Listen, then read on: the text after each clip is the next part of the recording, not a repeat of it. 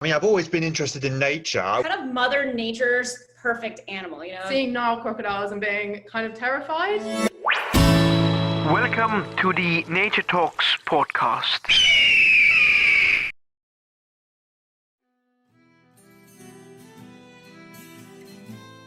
Well, welcome to season 2 of the Nature Talks podcast. It has been a long time since we didn't have podcasts due to some exams that I had, but we are back once again. And this is the first episode of season 2, and we're talking about the largest land mammals, or indeed land animals on Earth. Elephants. Of course, elephants are among the most unique creatures on Earth. Not only do they mourn their death, but they do much more extraordinary things as well.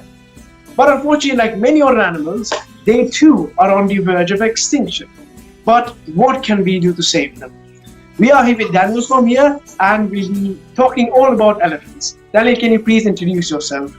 Yeah, thank you so much for having me on. I'm really excited to get into this topic with you. My name is Danielle Carnahan. I have been working in elephant conservation for a few years now.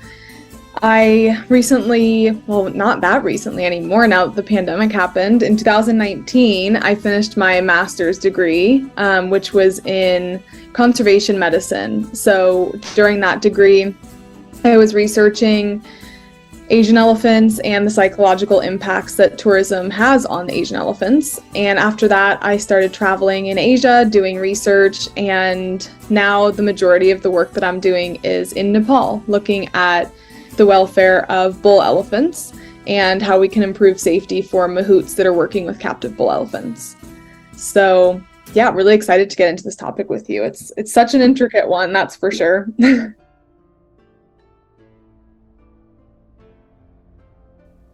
I mean that's wonderful. I've not seen an elephant myself because in the UAE it's not found quite much. I've seen one in the zoo, of course. Yeah. But unfortunately, I couldn't have hands on them. So I've asked this from many people, of course, who have come in the episode. Why do you like what you do? That's the main important thing.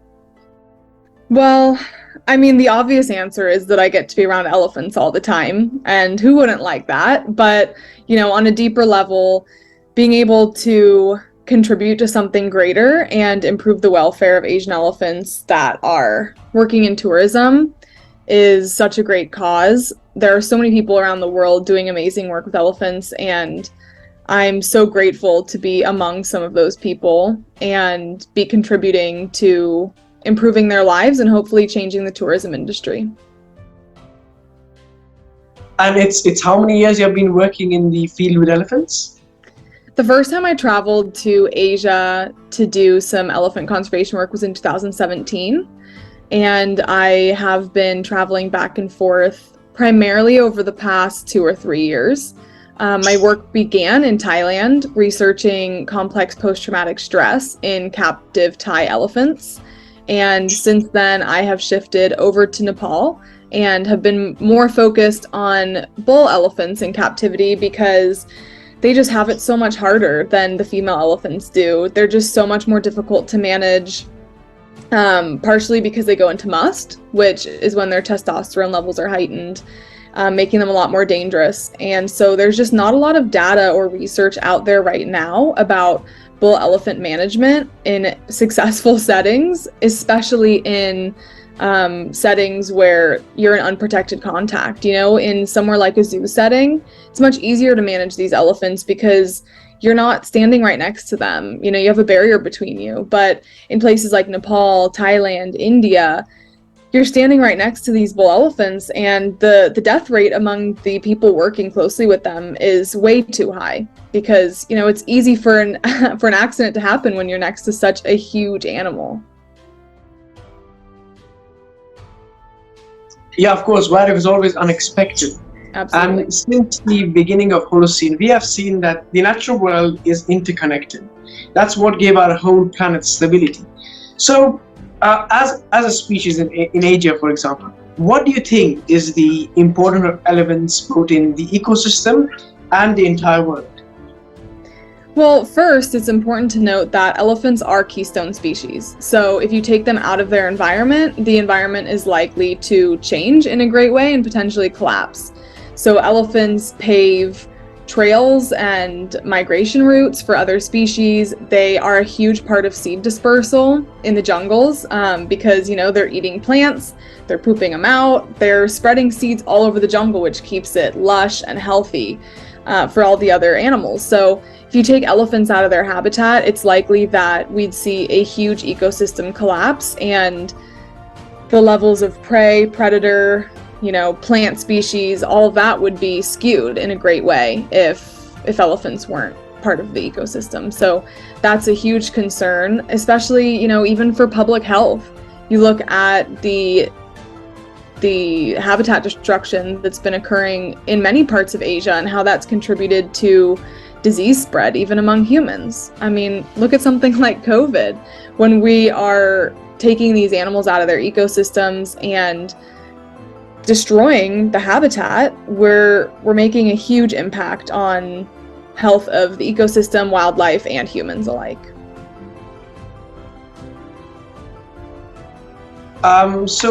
Indeed, I completely agree, because it says that COVID-19 came because of our own interactions in the natural world.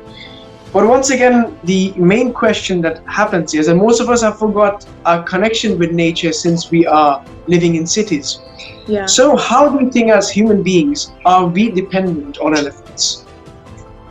Well, I think something that people need to remember is we are dependent on these natural spaces. We're dependent on our national parks thriving. We're dependent on rainforests being healthy, because even if we are not the people that are going in and, harvesting crops and, benefiting directly from the resources that are being grown in these areas, we're all indirectly benefiting. Even, you look at big cities, people are not as in touch with nature, but that's where our oxygen supply is coming from. That's where so many plants are being grown. And when one element gets thrown off, we all get thrown off. And humans need to remember that we are part of a greater ecosystem. We are also animals on this planet, and we are we rely heavily on these other species. And a big part of my master's program actually was looking at One Health, which is the concept that ecosystem and environmental health, wildlife health, and human health are all interconnected, which I think if more people thought about how interconnected we are with our earth and our wildlife, we would maybe take better care of those two things. Because if animals aren't healthy and if our environment isn't healthy, we aren't healthy. We don't have clean air, we don't have clean water, we don't have enough crops to feed people. It's definitely a trickle-down effect if we start destroying habitat.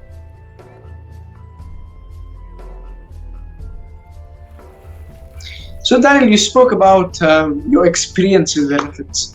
So if I may ask, what is your most favorite experience with elephants? Wow. Probably any time that I'm able to see them in a more natural setting. So I remember last year when I was in Nepal, I was visiting Tiger Tops, which is actually it's a pretty famous hotel, and they own elephants. And I went into the jungle with some of the mahouts and the guides and sat on the shore of the river, and all the elephants were just sitting in the river, bathing and socializing and eating and drinking and just doing whatever they wanted. And even though these aren't wild elephants, they're still captive and, they can't really be released. It's amazing to see that there are positive ways that we can manage elephants in captivity and give them a life that has good welfare and is close enough, to being in the wild. We can only do the best we can with captive elephants, because elephants are not a species that is easy to re-release. But it's amazing when you go and see facilities where the elephants are able to regain some of their autonomy. Now, Daniel, of course, you spoke about different aspects of seeing elephants, working with them, and their conversation in the conservation of elephants. But what do you think, over the past years of your career, have you seen a change in understanding of the elephants' conservation? And have you seen that people are starting to understand how the system of natural world works, or you think it hasn't yet been in that level yet? I think that a lot of progress is being made, especially, I think about the first time I went to Thailand in 2017. A lot of sanctuaries were still allowing people to bathe elephants because people didn't know that was not an ideal activity that was promoting welfare in the elephants. So, really reputable facilities were still offering those kinds of interactions. And, only a year later, all this research came out and so many facilities stopped offering that because they realized that this isn't the best for their welfare. So I think that with more continued research in the field, we're learning so much more every single day, and progress is being made because of that. So you're saying that the public's interaction with elephants has changed since over the past few years, and it has been a good thing, I hope. And yeah. So what do you think, in your point of view and what you have seen, what are the threats that elephants face today? I would say it definitely depends on where in the world the elephant is. Of course, the threats being faced in Africa are so different than the threats in Asia. I'll mostly speak on Asian elephants because that's most of the work that I do. In Asia, things like poaching are much less of an issue than they are in Africa, which is great, but they have a whole different set of issues to consider at the same time. And I think that in a lot of ways, habitat destruction is a huge threat to elephants. If you look at Thailand, even if you wanted to release an elephant back into the wild, you couldn't. There's nowhere for them to go. There's very few wild elephants, and in regions where there used to be wild elephants, the jungle's empty. There's nothing left, and that's pushing more and more elephants to the brink, and it's resulting in elephants dying and more elephants being in captivity than in the wild. Now, in countries like India and Nepal, where there are more wild elephants, there is still a lot of habitat destruction, and there is a lot of conflict with humans. That's a big issue, especially for individual elephants that are experiencing conflict and coming into villages, destroying homes. People are throwing rocks at them. It's just not a peaceful coexistence with elephants because they are so dangerous and they are so difficult to share habitat with. But when it comes to the number one threat to Asian elephants, I think that would be us in the tourism industry, because the vast majority of Asian elephants are living in captivity, and of those, again, the vast majority are in unethical environments where they aren't getting the enrichment that they need, the nutrition that they need, the space, the environment. They're not in necessarily the healthiest of environments in captivity, and that's creating a lot of psychological issues among elephants. It's creating physical issues. Elephants are having lameness and different injuries that they wouldn't have in the wild because they're forced to walk on streets and be in environments that just aren't natural. So the major threat to elephants is what we're demanding from them in the tourism industry.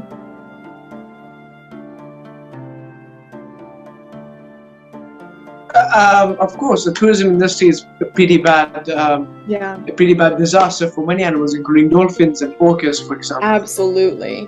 But you spoke about a point which caught my attention. You're saying that in India, of course, my teachers and most of my friends are from India, and they too speak about elephants.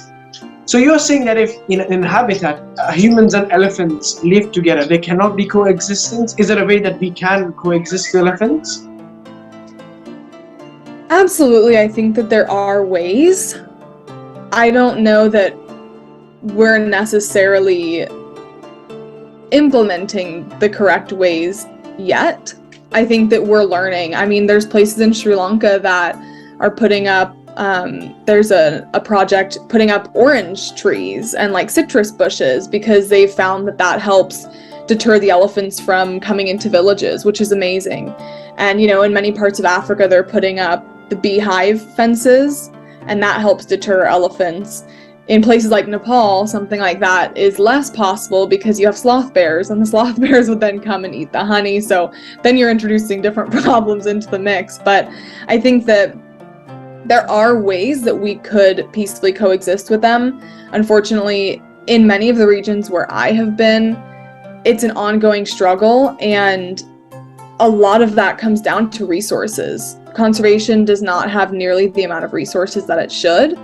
And because of that, when wild elephants are coming towards towns, people are left completely in the dark. In Nepal, where I spend most of my time on the border of Chitwan National Park, there's many areas of Nepal where there's no surveillance. People don't know when the wild elephants are approaching. They're eating through crops, and so people are electrocuting them. There's huge issues. And of course, as somebody from a Western country that has a lot of resources, I'm thinking, well, there's so many things that can be implemented, but that would also mean that we have the funding to do that the government is approving doing that the locals are approving doing that, because it has to come from the local communities, and because they're the ones who, at the end of the day, are living with these elephants and living with the methods that are being introduced for conservation purposes. So I think in many regions of the world, they've definitely improved the relationship with humans and elephants when it comes to coexistence, but I think there's still a long way to go in many parts of the world.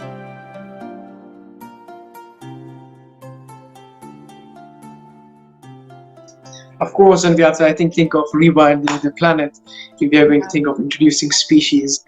So, Daniel, of course, we know that elephants in different cultures have got different symbols and different people relating to different things. Yeah. But what do you think is one huge misconception that you have heard about elephants? I think especially among people who are engaging in tourist activities in Asia, a lot of people from Western countries have this idea in their head that elephants are so nice and domesticated, that they're like dogs almost, they're like, people come, they want to ride the elephants, they want to touch the elephants, they want to cuddle with them and take photos. And I think that in a lot of ways, the tourism industry has created this identity for elephants, this false identity because that fuels the tourism industry and it brings more money in. So I understand where it's come from, but in the same breath, it's very harmful identity for elephants to have, because that pushes them further into captivity, and a lot of people who visit areas where there are also wild elephants are opting instead to see captive elephants, and that's never a positive thing in my opinion. If you're visiting somewhere in India where there are wild elephants, you should always want to go on safari and see wild elephants living in their natural habitat, not go to a temple where the elephants are chained, or go and ride an elephant on a city street. And I think that the misconception that elephants are very friendly and that they really love human interaction has been a huge contributor to the tourism industry.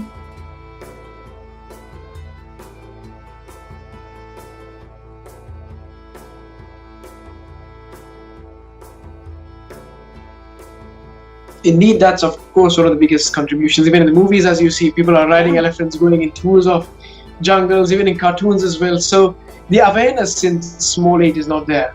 And of course, as we know with elephants, both African and Asian elephants are very much like us. They mourn their dead, they do a lot. So talking about mourning their dead, do elephants really mourn their elephant, and how and why is this concept in elephants especially? Yeah, it's such an interesting question, because they do. And it's something that has been well observed and documented, but a lot of researchers aren't really sure if, the purpose, if there's a social or biological purpose to their mourning. But it seems that it is similar to humans, to where they're paying respect to the dead, and they will, they'll mourn. And I've seen that in captive elephants. I've seen it in wild elephants, and I think it really speaks to their intelligence and their sentience. I mean, indeed, elephants are among the most intelligent of all creatures. Yeah. And another, again, what I've heard and what I've researched on is that elephants hear through their legs over a long distances. They hear through their feet. So how is that? Is it true? I would say that they do have a lot of communication aspects that can come through their feet. You know, obviously, elephants are famous for their big ears, and they do have good hearing, but they're able to collect a lot of information through their feet, you know, like depending on what's happening with the weather, you know, they can hear the vibrations and the different seismic signals that are coming through the earth. And that also goes for communication. Elephants have a huge, vast array of communication, like sounds that they make and even like physical movements that they do to communicate. And a lot of their communication isn't audible to human ears. They make very low grumbles and these, you know, vibrations that can be felt by other elephants between 10 and 20 miles away. So they can definitely communicate with elephants that are further away through those vibrations than they can with audible communication. So that definitely plays a huge role in their communication, but so do their ears. So I would say, you know, they pick up a lot of cues from their environment through their body. If there's audible communication that we can hear, usually they're picking that up with their ears. If it's not something that we could probably hear, they're picking it up through the ground.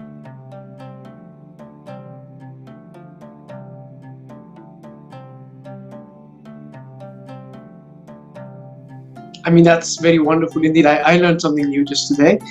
Well, I've also been, let's say, as a hobby, we can say, researching on animals for the past 8 years. Mm-hmm. And over the past 8 years, unfortunately, I was born at a point where I was in nature's decline, and we are losing biodiversity very, very fast. In the UAE itself, there are floods which haven't happened for the past 30 years, heat waves around the world. And of course, we know about climate change and biodiversity loss, even viruses and such from museum specimens. And I myself collect specimens of animals, including dead ones.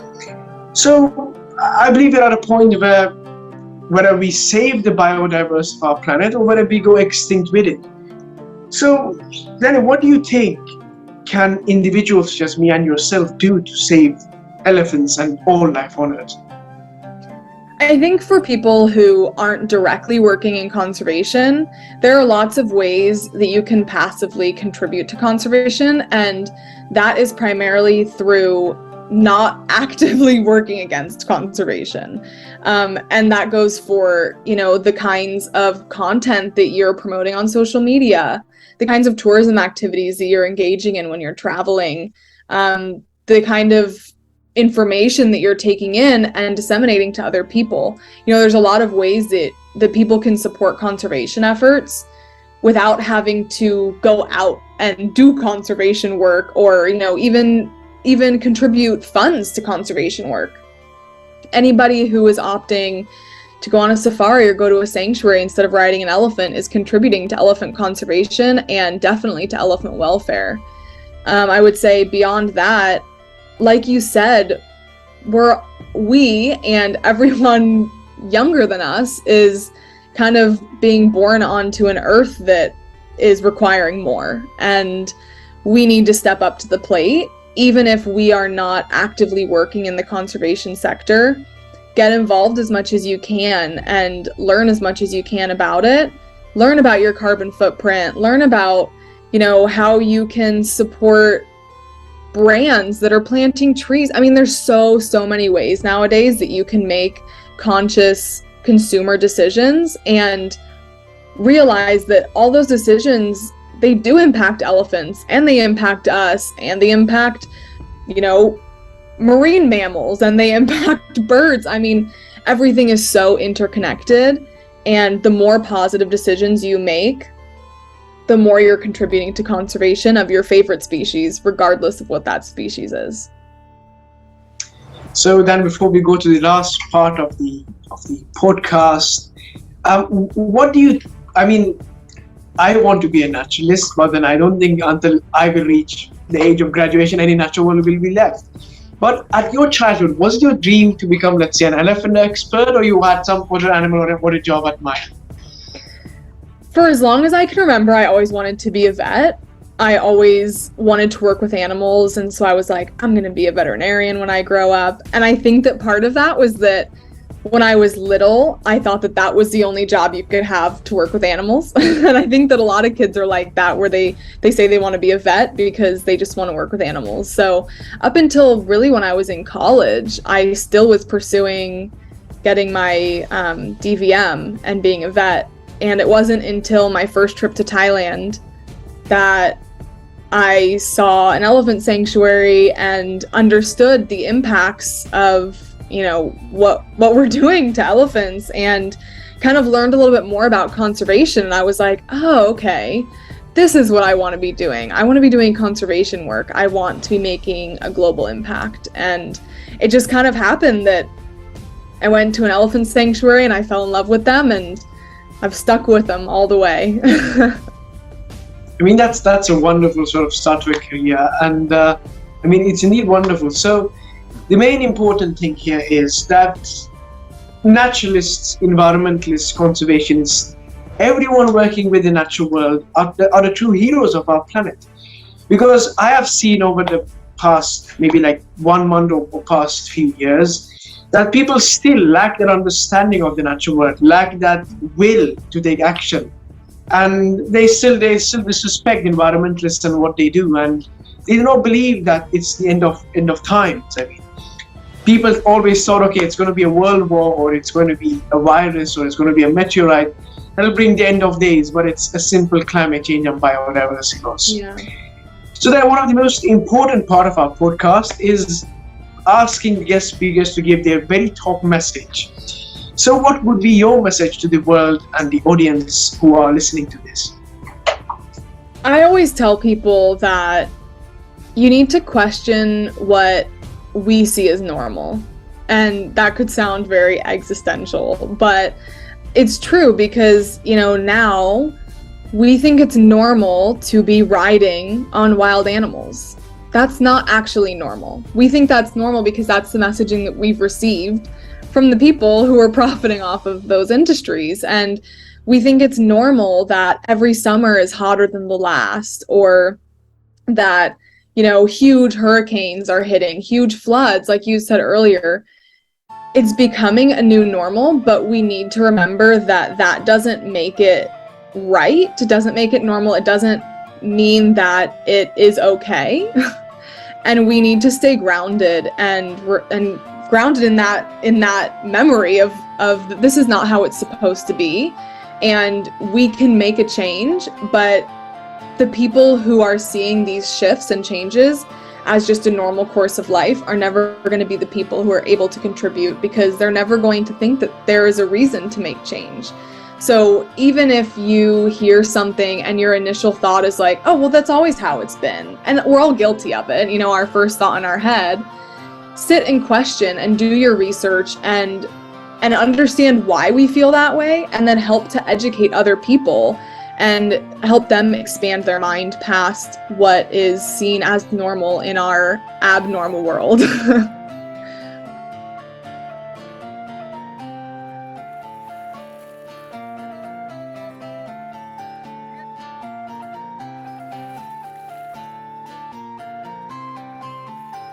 I mean, that's indeed a wonderful message. And with this, we end this podcast. Before you all go, it's that you have to all remember that we have reached a point that we determine nature's survival. It's whether we keep nature alive or we end it. Yeah. And the truth is, not plants, not animals, none of them can take action. So you have to ask yourself the question, are you human beings? And this is a very critical question. You cannot say yes, because it's only human beings that can save the planet. So if you're a human being, you must start acting now. Let's save the planet and ourselves, and let's rewild the world. Thank you, Danielle, for joining me today. It was wonderful speaking to you, and I wish you a very great day ahead. Thank you so much for having me. It was really fun. Thanks. I mean, I've always been interested in nature. Kind of Mother Nature's perfect animal, you know? Seeing Nile crocodiles and being kind of terrified. Welcome to the Nature Talks podcast.